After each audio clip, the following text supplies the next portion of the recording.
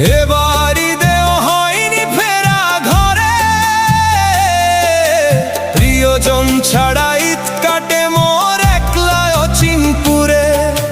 নিঃসঙ্গতা কুরে কুরে খায় তবুও মুখে হাসি, আমি যে প্রবাসী, আমি যে প্রবাসী। সবাই ভাবে প্রবাস মানেই রঙের দুনিয়া, কেউ তো দেখে না এই বুকে কি যে যন্ত্রণা। তবুও ভালো থাকুক তারা যাদের আমি ভালোবাসি, আমি যে প্রবাসী।